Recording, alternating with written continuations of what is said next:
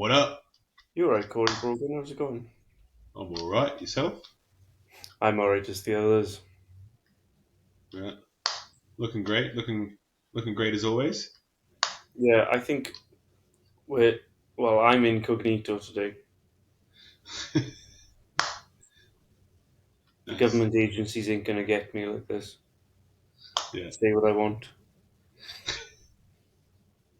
You need one of those fake noses that clips under with a fake mustache. Fake moustache. Yeah. Yeah, that might be too obvious though. I just look like a tourist now. How was your week? It was good. It was Yeah. good. I don't. I've got nothing to complain about. I don't think. I should have thought about my week before coming on here, but I didn't. So forgive me. So I was my too so focused my week's on. been a bit up and down, smiles and frowns. Tell me about it. Um. So I've retested my 1 rep maxes over the week, and I improved on back squat. I improved on bench press, and I remained the same exact same on deadlift. And it's fucking annoying me.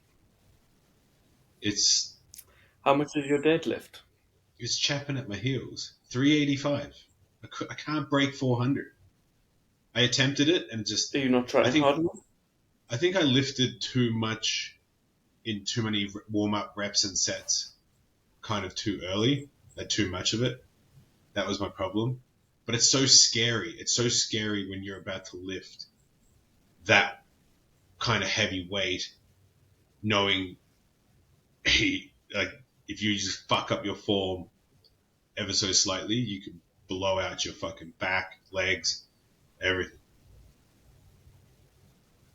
Scares the shit out of me. Do you not think, though? Do you not think that in order to potentially achieve greatness, you have to be willing to risk it all? Yeah, I just wish. No, but that's the thing. I just wish it was safer to do. Like, it's easy to say on a back squat, "Hey, can I get spotters?" Or you put up the rails, which I did. I put up the rails and I went for 295, got it, and then I went for fucking 300 and then failed on a back squat. And that's fucking scary with that kind of weight on your back. But if you have the rails out, you just put it like at the perfect height. You can't get up, put it to the rails, crawl up. Bench press, same. You can be lifting heavy. You don't need a spotter. Put out the rails, and if you can't get it off your chest, it just stays on the rails. So like back squat, so the There's deadlift, no. there's no safety.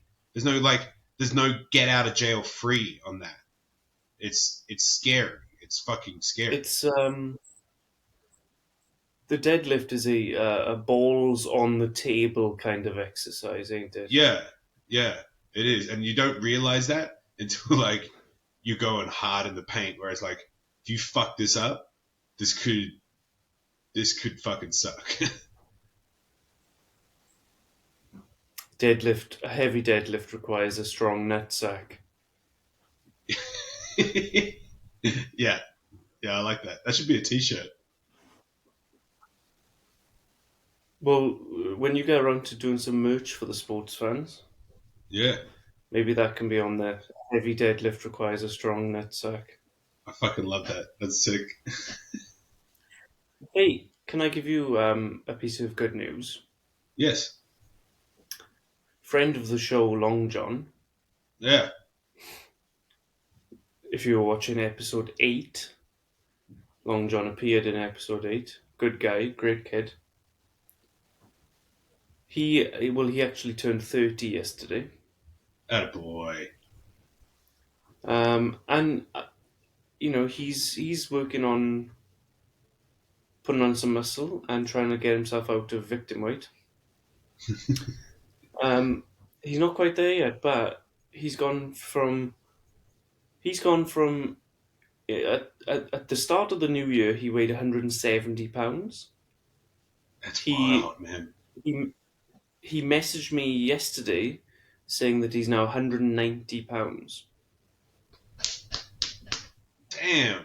£20. £20 in 2 months. That's insane. Fuck, that's fucking awesome. Good on you, Long He's John. looking Long John. He's looking shredded as well. He must be off the tap water then if he's doing that. I think he's still on the tap water, Mm, but yeah. he's Ten making pounds and you're out progress. of victim So weight. Yeah, I'm really happy for him. Keep it up, John. You're doing great. yeah, that's awesome. He trains hard. He trains hard. I trained with him a couple of times, and he trains really hard, and he's very focused and very dedicated. The question that I had was whether he could eat enough food. Yeah, But if he's put on £20, he's eaten then enough he's food. he's eating. Yeah, So good on him. Keep it up, John. fuck yeah. Sorry, I interrupted. That was a No, small segue, but I wanted to share some good news for no, it's a a perfect time friend to of the jump in. show. Yeah, but yeah, ups and downs, smiles and frowns for me. Um, Also felt a bit under the weather on Wednesday after the show, but I think I've kicked it in the butt now. Still a bit snotty, but Did someone sneeze on you in a city? uh, no, I, man, I probably look after what 20 people, random travelers a night, 5 days a week, 100 people, and anything could happen, bro. I'm not concerned about it. Don't give a fuck. I would argue that viruses are scared of you. They don't want a piece of this. This virus was like, I'm gonna fuck with this guy, and now he's fucking regretting it. Is that what you're saying? Yeah. Now that virus is lying in a big ginger ball of mucus somewhere, dead. Squashed. Yeah, I hope so. Fuck that guy. Because he stepped to the wrong fella, Corey Brogan. Yeah. You been working out? You been running? I actually okay, I'm gonna tell you something crazy. Go. And I think this is crazy. I think it's mental. And I've been doing Okay. it for a few weeks and I haven't told anyone until the last couple of days. Yeah. I've been I've been running without putting it on Strava.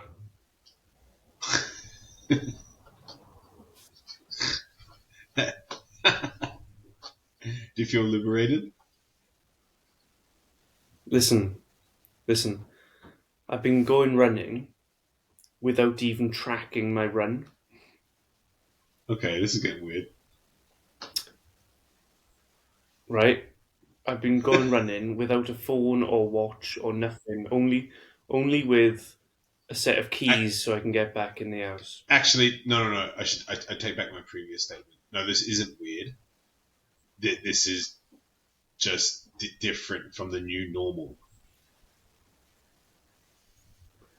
I like it. Yes, different from the new normal, but it feels weird when you start doing it. But let me tell you this: it's uh, it's so liberating. Yeah, I wasn't the kind of person to get stressed out over Strava, but when you go out the house and you've left everything behind and you're just out for a run and you're not thinking about how fast you're going, what's your heart rate like, how many miles have you done, you're just in the moment and you're in your own head and the only metric you have is how's your breath. yeah, It's a game changer. I've been doing it for a few weeks now and I don't feel the urge to put the next one on Strava. yeah. Okay, why did you decide to do that?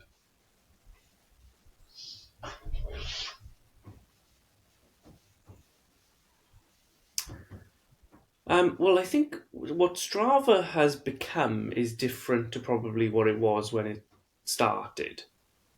Okay. It's becoming it's becoming more and more of a social media, just like the rest of them. Yeah. Yeah. I see that. I I don't mean, really use it. there's probably a truth in this, in that every platform eventually becomes a form of social media because they are all competing for attention in a saturated market. Yeah. So to keep people coming back, you have to keep offering more. You have to keep offering more media. You remember probably when social media wasn't social media, they were called social networks, Yeah. right? And Yeah. the social networks were just a way for you to engage with your friends who you already knew. Yeah. Whereas now, if you go on Instagram or Twitter or Facebook or whatever you use, and if you just scroll through your feed now, most of the posts you see are from people that you don't even follow. You don't even follow, or it's just like brands. It's like your Yeah, algorithm it's is just just like sending you a whole it's bunch of shit. yeah. So the game has changed, and what started off as a really good way of keeping in touch with friends or family who you don't see all the time is now a completely different ball game. It's not what it was. It's evolved into something a lot more.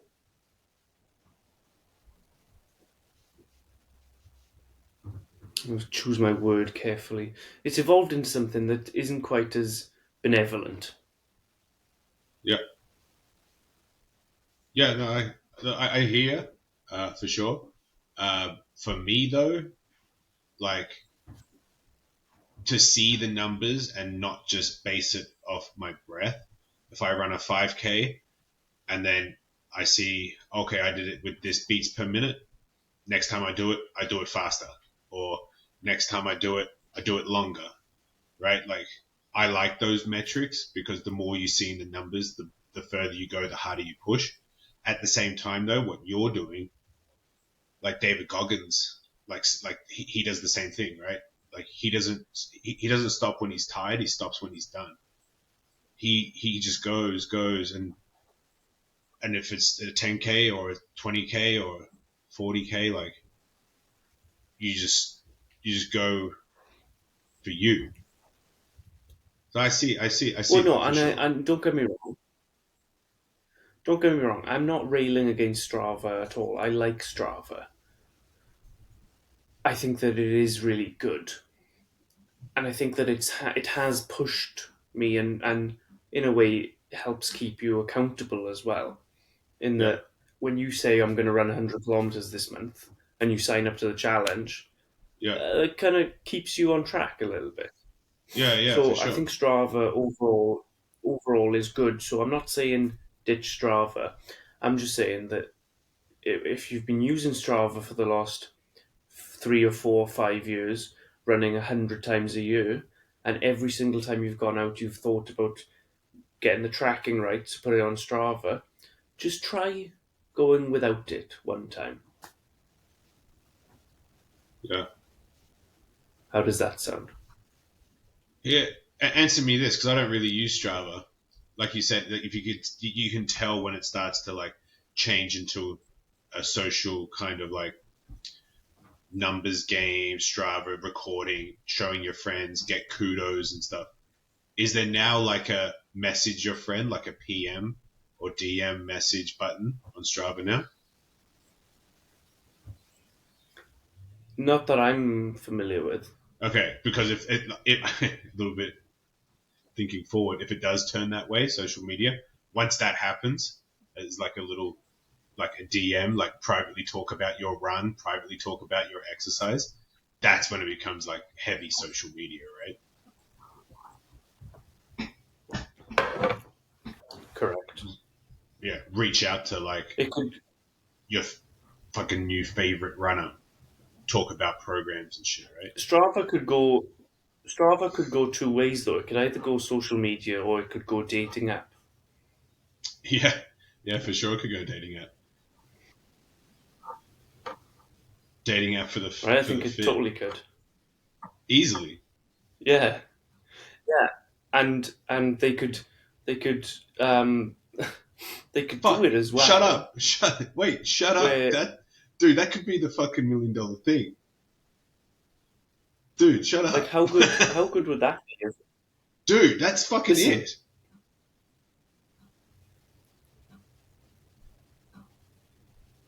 Listen, the app can track where you run and other people who run in that area. yeah. There's probably an algorithm that can tell you that can figure out whether this person who goes running is single or not. I don't know what Well, the metric would be, but I guarantee there's a metric. I think. Whoa, that's getting a little bit AI sophisticated, dark shit. Following where you're going, trying to hook you up with people. You just make it like a hybrid of Strava and Tinder, where you have like these fitness people, and you have like No, you no, just no.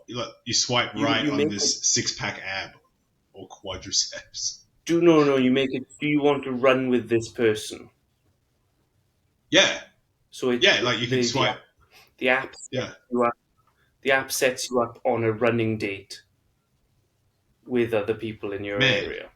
dude, shut up, dude. We need to And patent because this real quick. and, and because it's Strava, the app knows how far and how fast you run, so will match you to someone who runs at your level. Yeah, Because it wouldn't be a very good first date if the person you're running with ran normally runs twice as fast as you. yeah, yeah. Like dude, this could be that's a sick this could idea, be man. this like a runner's dating app Shit, you're where gonna you have to get edit this. matched You're up. gonna have to edit this out because we can't tell anyone about this. Okay, but I don't have the technical skills to build this app. I don't think. Oh, doesn't that sound fucking epic? Yeah, and I know. because it doesn't even I need wasn't to a be. part. I wasn't a part of the Tinder kind of like phase, or if it's still ongoing. I don't know. I don't fucking know. But But but it doesn't even need to be necessarily just about dating, right? It can just be no, no. find a running. Yeah, find a running partner, right? But yeah, dude. Like I wasn't a part of the Tinder thing, but I hear it's like very very toxic and very like it sucks your soul away. But yeah, like instead of just like a dating thing, it's just like, hey, would you like to like you put up a thing when you travel to a city like Hawaii? Ping, I'm here. I like doing 5Ks and 10Ks while on vacation. Let's go for a run. Ping, someone hits you up. Yeah, I'm down to go for a run with you. Um, boom. Let's do a This 10K on this probably day. exists already. You think? I don't know, man. How do you make it like a hybrid of like a not dating app where you can run with the boys or You dating app? choose your settings. You choose your Yeah, settings. yeah. And then you let the machine do its job. Yeah, the Yeah. algorithm and stuff. Yeah, What are you looking for? yeah. This doesn't seem that hard. Why doesn't it seem this hard? Well, Dude, that's because fucking sick. because because anything that you have no idea how to do doesn't seem that hard, right? When you look at a rocket, you think, yeah, I just put an engine in it and then make it go psh, that easy. was a terrible way to look at it, but yeah, sure, I hear you. So yeah, that's the that I guess that's the app idea. Fuck, man, that's sick. Listen, I don't mind if someone else makes it, but and takes the credit for it. Just give us free premium access to whatever the app is, right? And I'll some put that royalties, idea out there for free. But some royalties, because you know it's going to hit. We need some yeah, royalties, just some. yeah, just something, just Yeah, something. Some merch or something. You can merch. sponsor this I want to show, get for paid, example. like like $1,000 a week or something. Fuck, Hey, $1,000 a week would be all right, but just fucking right. remember us. If there's a Remember us, nerd yeah, out there who wants to steal the idea, just remember us. Remember your boys. yeah, yeah. Fuck, dude, that's a fucking hot one I right think there. that was a good idea. Fucking really good. I've got my creative juices flowing from No, not you have thinking about Strava. you have your thinking cap on.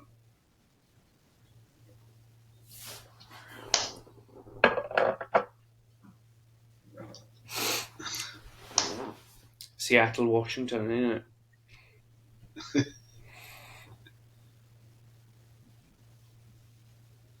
Do you like Seattle? Yeah, I love it. I was actually there in October, but actually, I could tell you a good I one was actually. there. I You go. go on. You sure? Well, no, I was all I was saying. I'm going. I'm going to be there in the summer. Yeah, nice. I've never been there in the summer. What have I? No, I think this is in the fall. But yeah, I was there in October, and I had my buddy from Australia up, and decided to go catch a football game, and we were there for a couple of nights, and then up to Whistler and stuff. But while we were in Seattle, we from the first time I went to last few months, uh, the homeless situation is fucked, man. Like really, really bad. It's it's staggering, isn't it? I mean, it's that whole west coast, really, Yeah, real bad. all the way from Mexico to Vancouver. Yeah, It's getting out of control. man. So do you remember? Do you remember? I think it's Pike Street as it leads to like the Pike Place Market. Yeah, Yeah. yeah, So from the hotel we walked down and we kind of like took a left on the Pike Street. So I was like, yeah, I remember the city. Like we'll just walk down here. That was the worst choice of our trip for sure. That like we saw homeless outside of Target, right there, just in like the city and stuff, just smoking crack, passed out. Like it was wild, man. It was like something that like I've never yeah. seen before. The homeless situation in Seattle is bad, but I don't know if it's any worse than Vancouver or Portland or San Francisco or Los Angeles. Yeah, yeah. Fuck knows what happened in San Fran, man. There was so many like reports coming out about San Fran. Did you hear that shit? Yeah, it's hard to tell though what's real and what's Yeah, not. yeah. I I'm know. actually in the summer. I'm going to San Francisco and to Seattle, so I'll bring you the facts from the streets. The foot to the pavement. Oh, a part two of Yeah, that is I the next morning I was like, okay, I need to take the dog for a run. I need to go for a run. What the better way to explore areas of the city that I haven't seen before? So I see on the map. I'm like, okay, there's a nice little like path that goes next to the water. It's gonna be awesome. But to get there, I was like, fuck taking Pike Street. I'll take this other street once again. Except this time, I'm with the dog. So now I'm running with the dog. That's like I have the hip kind of leash, so I can have free hands. I'm like, fuck, man. Like, I'm now not looking ahead. I'm looking at the ground for any fucking needles or paraphernalia, drug paraphernalia, or whatever. yeah, Just to be like, if the dog steps on something, like, fuck. So I'm like scanning the ground, not scanning above at people, which is kind of fucking bad in itself. But I was like, yeah, there was a full street where it was crackheads again. I was like, fucking hell, man. Like, zombies. There's just zombies everywhere. yeah. It's really sad. I mean, I've been going to Vancouver for best part of 10 years, and I've seen that city just fall to pieces Man, with East the homeless Hastings. problem they've got there. Oh man. Like it's we're talking about as well San Francisco, Seattle, Vancouver are possibly the most beautiful cities ever. Like Yeah. they're staggeringly beautiful cities. The natural scenery and the architecture is stunning.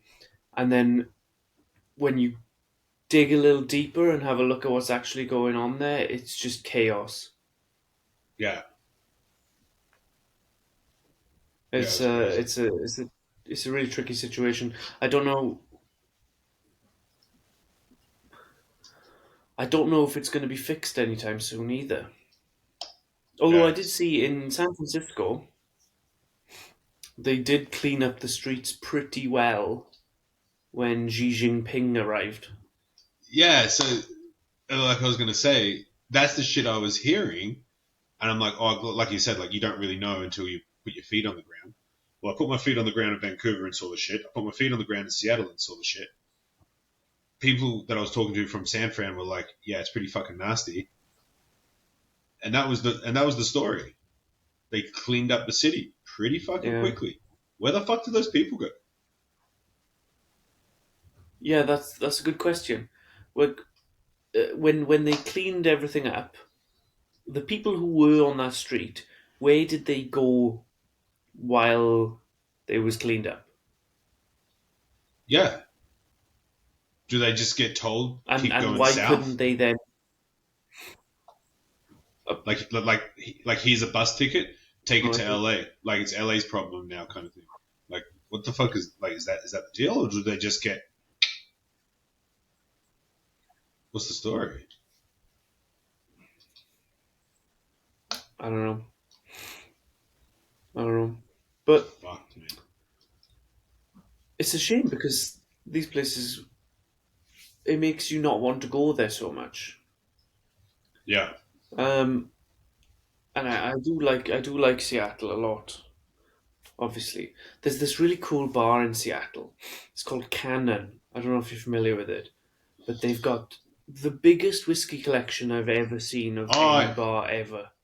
yeah. It's just down from Pike Place. The their spirit selection is about It's in the two window. hundred pages long, and Yeah, like you can about see the 50 back of the bar, pages of it. like from the street. From the Yeah, street, if you're it's looking at it's the a bar, so it's staggering just collection. yeah,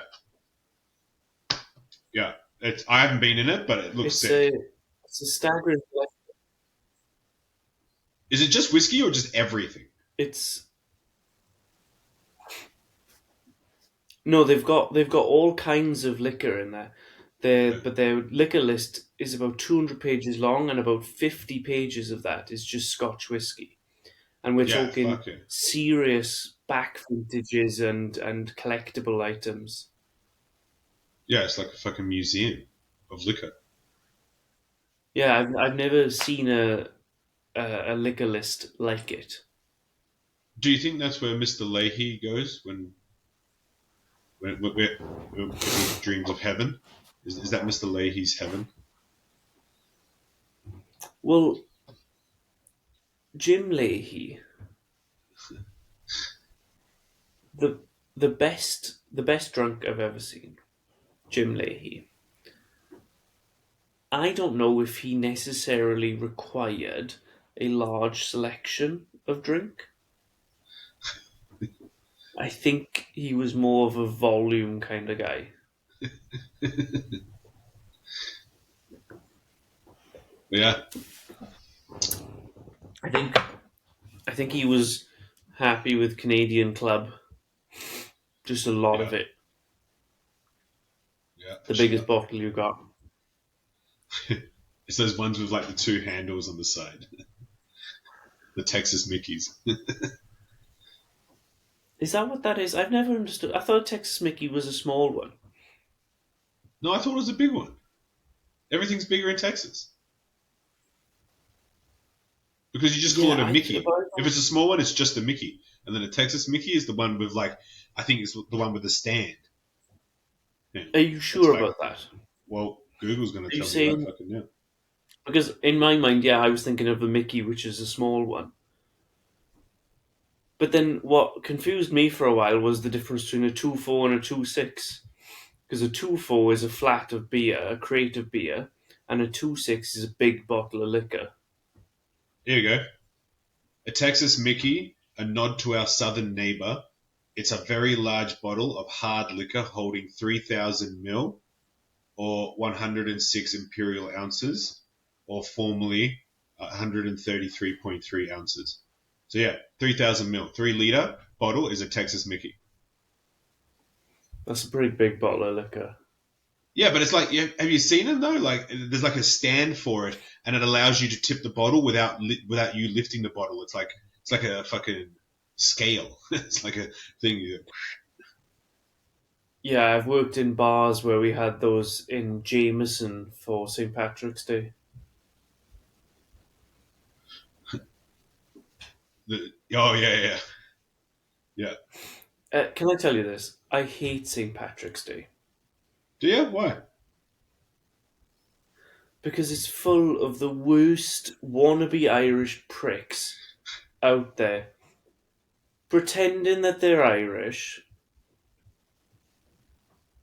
going off about the homeland when when you ask them, they say, "Oh yeah, my great great grandfather came from Ireland 150 years ago."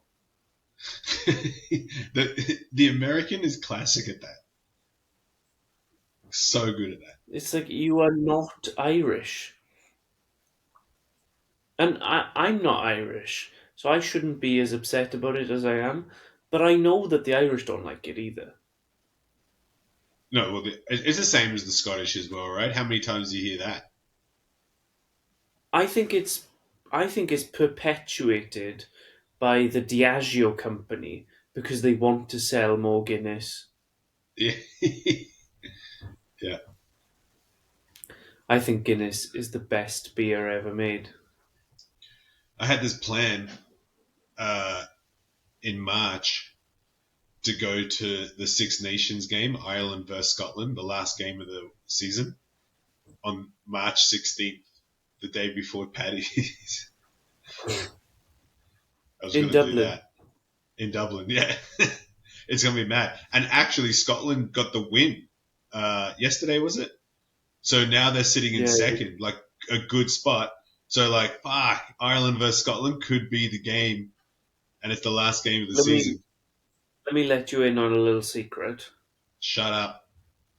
Scotland don't stand a chance. How about you shut up for a Anyway, minute? hey, let's talk about Guinness for a second. Goodness is sick. Because I truly believe Guinness to be the best beer ever made. And what's special about Guinness is that not only is it the best beer ever made, it's the best marketed beer ever made as well. So you've Really? got that double whammy combination of best marketing and best beer. So when you put it together, Guinness is in a whole separate category of beer all by itself. Nothing comes close to beer, nothing even stands next to Guinness. I want It's you to the explain. one, the only, the undisputed. I want you to explain why it's the best marketing, because I'm sure the friends south of the border here might say Budweiser or Bush or Modelo or all the others might have best marketing. Explain Guinness. Okay, here's why I say it's the best marketed. The Guinness marketing team have managed to create a category all by where Guinness is all by itself. I don't think any of the billion-dollar marketing teams south of the border in America have managed to push their beer into its own category. There are other stouts in Ireland. There are other stouts made all across the world, but Yeah. Guinness is in its own category. Listen, if you run a bar and you decide to not have Guinness in your bar, you will lose business. People will walk out the door if you don't have Guinness. I mean, maybe in Europe or the UK, but fucking here, It's no, I don't know. everywhere. I Listen. like Guinness. I like Guinness. Don't get me wrong. I haven't had a real Yeah. Guinness from Ireland, but Listen. Guinness is the only beer that you have to have in a bar because you can replace any other lager, you can replace any other IPA, but you can't put another stout on. You have to have Guinness. Otherwise, people will walk away. They'll be, "Let's go somewhere else. I wanted a Guinness." No one walks into a bar and says, "Oh, let's go somewhere else. I wanted Coors Light, not Bud Light." yeah, true. Okay, yeah, yeah, I see what you're Right? saying. Guinness stands alone in that way, and they know it. They know it because a barrel of Guinness costs about twice as much as a barrel of most lager. But Yeah, yeah, your bar owner has no choice but to buy the barrel of Guinness because they know they'll lose money if they don't buy it. yeah. The team of Guinness have played a master stroke, and we're all happy to go along with it because their product is so good. I do like the marketing with like the toucan and the is it They've been the doing it like well for a long time. Those are yeah old adverts. yeah like those like posters Have you and have you it's tried like the Guinness bird. Zero Zero? I've got one in the fridge. I've had a couple of them recently. They're exactly the same. Listen, I'm not drinking this year, right? Today is Yeah, actually day 300 since I had a drink, there you go. and I've had a fair few Guinness Zero Zero in that time. They are beautiful. They taste just like Guinness. Yeah, I'm gonna The do like a side by side. the only difference I find is that Guinness, the real Guinness, has a little more weight on the palate. Yeah. That I think What only alcohol can provide? that only alcohol can provide, and but that only really I think a lot of people wouldn't notice that. Yeah. Is it de-alkalized or is it brewed as a non-alcoholic beer? It's I can't remember. de-alcoholized. Yeah, I found that the de-alkalized beers taste very, very similar. Another one Hmm. that's de-alkalized is the 0% Peroni. Now those ones. Oh, and the Asahi. Asahi, Peroni, and Guinness, top three non-alcoholic beers, in my opinion. They fucking Here's the kill. thing: I think that Guinness Zero Zero is so good that it's better than all other beer apart from Guinness. And Coors Light. Oh, and maybe Miller High Life as well, the champagne of beers. I don't know about you, but I love a Miller High Life. You know the best beers in the world only get gifted the blue ribbon, The PBR. I right? think I think a PBR, Pabst Blue Ribbon, might be the single best skiing beer out there. Yeah, If you're spending the whole day skiing and you want to drink yeah. responsibly while you're doing it, Pabst Blue Ribbon might be the best one to do that. No, it's Coors because Coors is 4%. PBR's 5.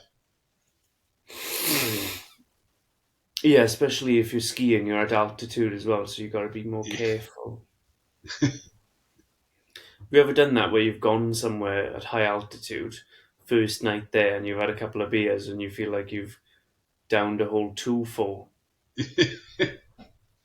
Yeah, yeah, I've definitely done that It's before. different at altitude, isn't it? Oh, I tell you what I haven't done though, but you have, is the every lift you have a beer. Yeah, yeah, I have done that. I don't know if I need to out the gentleman that I did it with, um, but he knows who he is. So the 10 beers 10 lifts challenge is a skiing challenge, and obviously it varies resort to resort based on how many lifts there are in your resort. Yeah, But when I did it, there were 10 lifts in Lake Louise. And the idea of the challenge is that you have to drink a beer on every lift. at some point during the day. So 10 beers, 10 lifts. Now, what makes it a fascinating challenge is that some Yeah. lifts are longer than others, and some are quite short. So to But drink a beer on a short, some are like you start and then you just got to traverse like 50 meters and then you go again. yeah. So you have to plan your whole day out and decide in which order you're going to do the lifts, because some of them you might not want to drink the 10th beer very quickly. You might need to cool it off Yeah. for the 10th one. So you need to plan. You need to be methodical. The 10 beers Well, 10 lift challenge is a serious game. yeah. So just for me, because I don't know the order you did it in, but did you start with the grizzly chair into Topo and then down to Pommer and Summit, knowing that that was the hardest terrain, or were you like, fuck it, Bunny Hill, gondola? Dude, I'm gonna be straight with you. I can't remember. I had a backpack. I had a backpack with 20 bottles of Corona in it. Bottles. Bottles, glass bottles.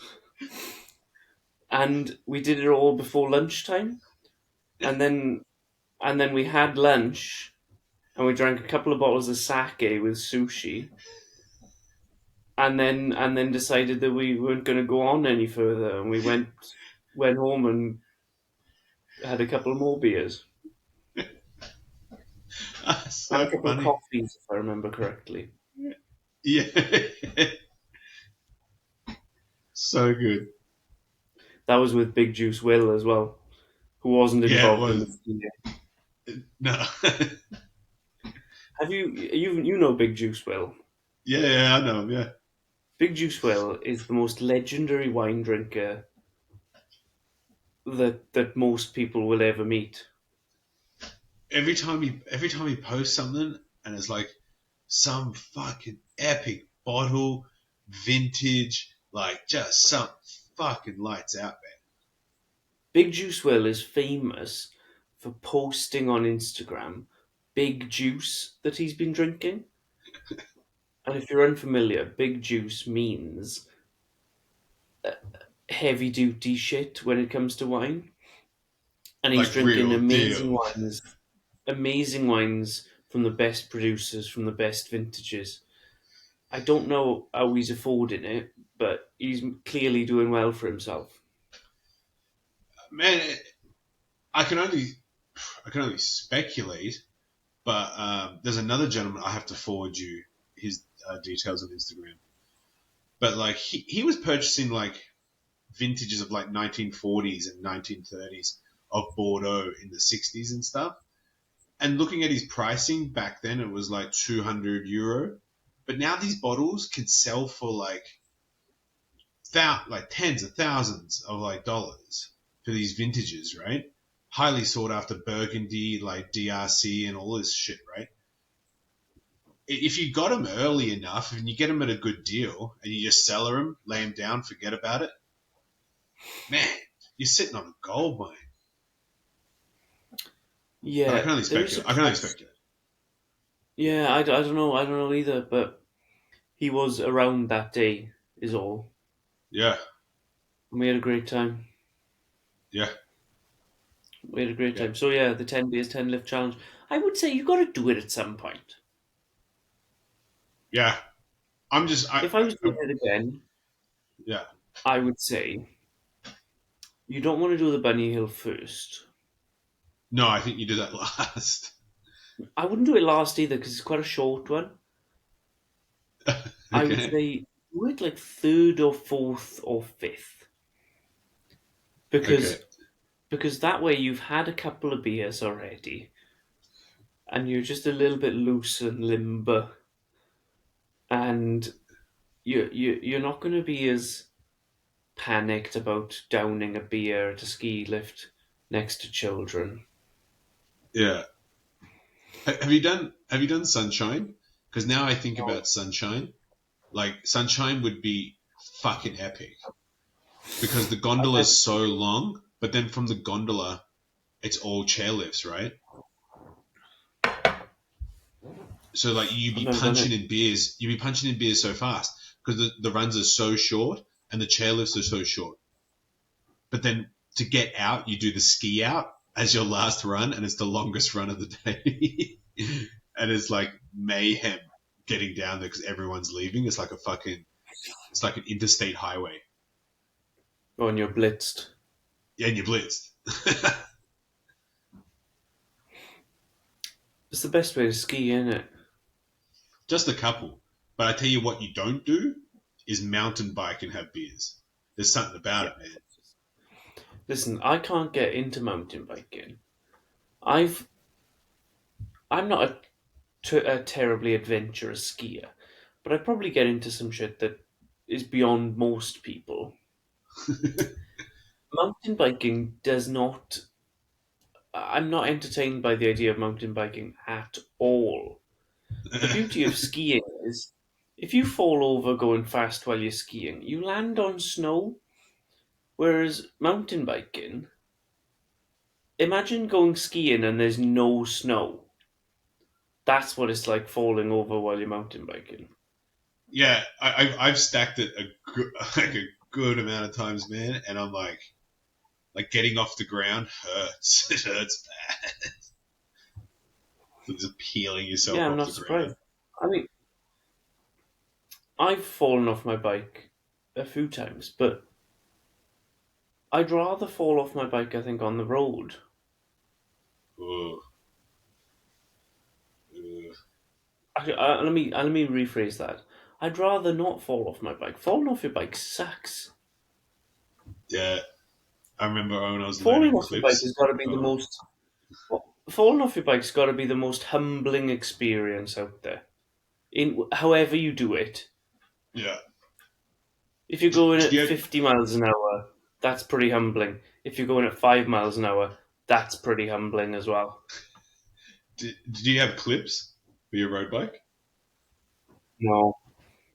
So I fucking learned clips for my bike, and the guy was teaching me. I'm like, I don't know about this, man. He's like, you're gonna need them if you're gonna do like a triathlon. I was like, okay. And man, like he's like, just pedal around in a circle and then come back to me. I'm like, okay. So I'm like, I clip in. I'm like, oh, okay, I feel great. I'm like pedaling along, turn the circle. As I'm coming back to him, he's just like, yep, and just unclick one side and then the other side. And in my head, I'm like, fuck, it's not working. And I'm looking down. The next thing I look up and then I fucking see a retaining wall. I was like, shit, and turned, but I had like no speed. I turned and I just went, dude.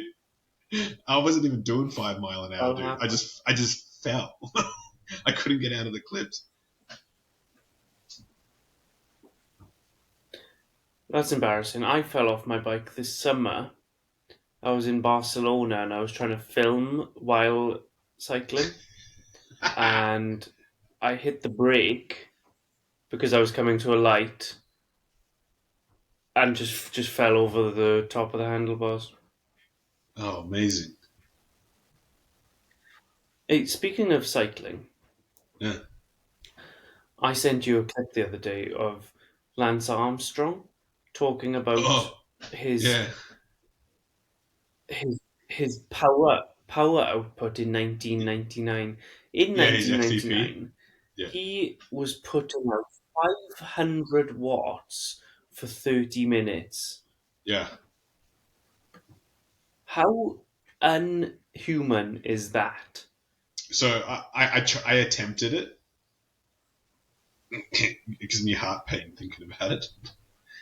But I was just on the bike and I was doing a workout and I was just like pedaling. And I was like, I wonder if I can just get it up to 500. Oh yeah, I can get it up to 500. I even got it up to 600. But I held it for 10 seconds and I was like, this is brutal. I think I got like 30 seconds max at top speed and I couldn't, like, my heart wanted to jump through my throat. Like everything just, I was like, what is happening to me? Like I felt fucking weird. Yeah, couldn't do it, man. If you can sustain 200 watts for 30 minutes, you're a pretty good cyclist. But Yeah, this guy was pushing out yeah, 500 for 30 minutes. my FTP, right now Have you that seen the and when I video? retested, my retest was 180.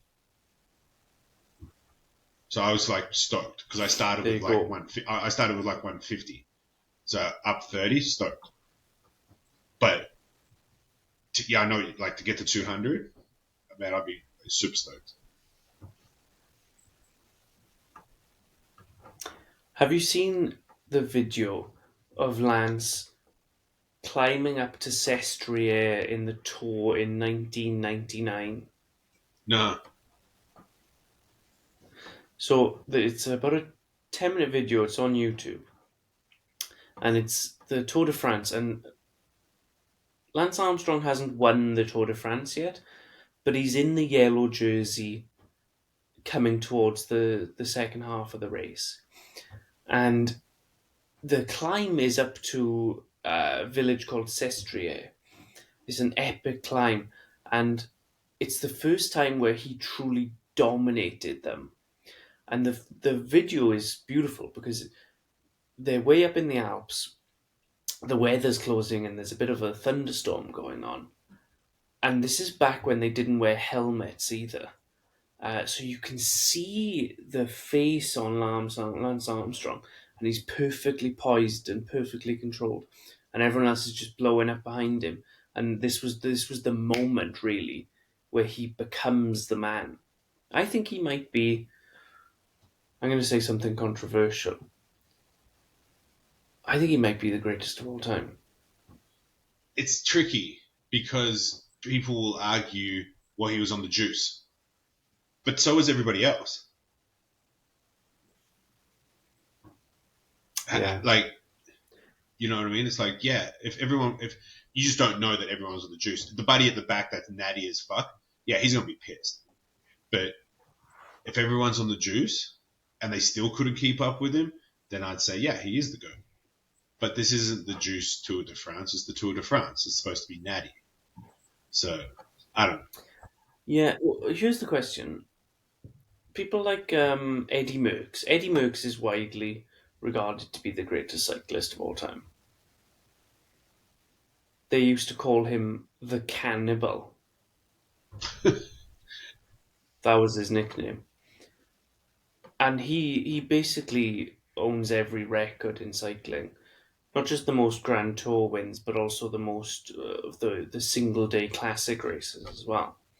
Yeah, right. But what were the doping protocols like when he was racing in the 70s?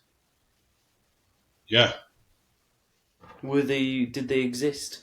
I mean, when Lance Armstrong was winning races, they didn't have a test for EPO.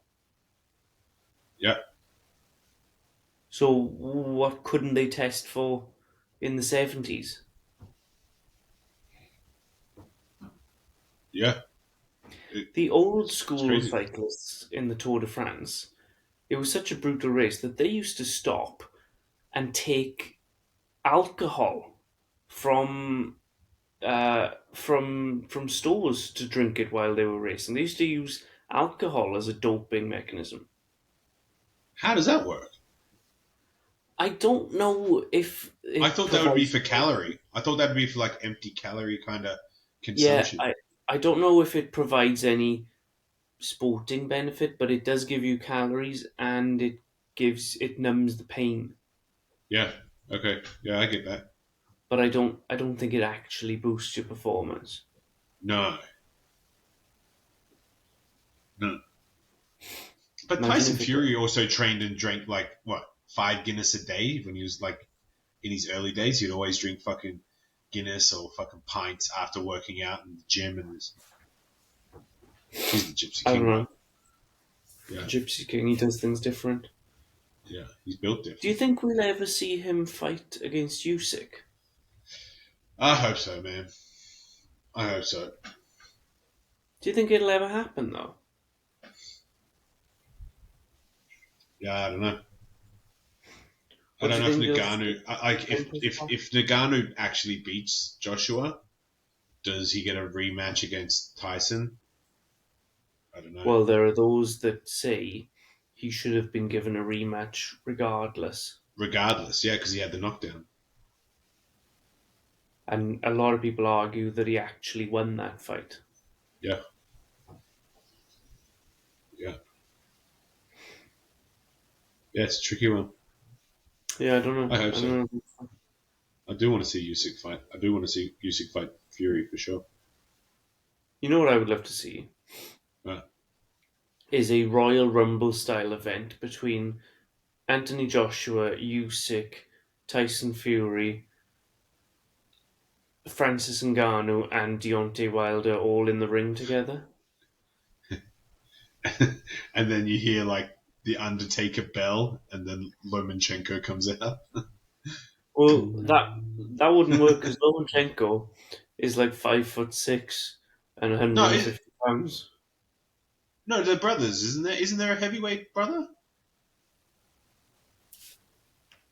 Am I I getting don't, it wrong? not that I know of. I thought there was two of them. Vasily Lomachenko is a small man.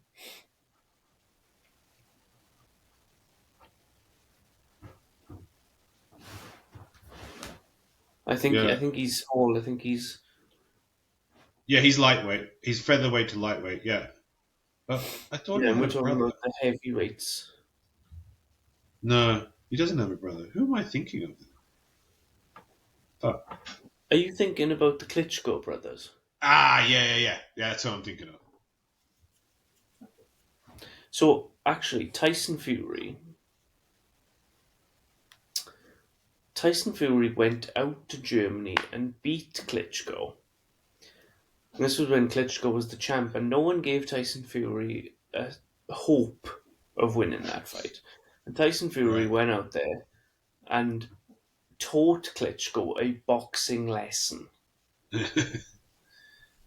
which was which is insane. This was the guy who had been heavyweight champ of the world for 10 years, and the Gypsy King, this fat Gypsy King that no one gave a chance to, went out there and taught him how to box, claimed all the belts, and then went completely off the rails for the next few years. yeah, Like the story of Tyson Fury is just an incredible story, it and I is. hope it's not finished.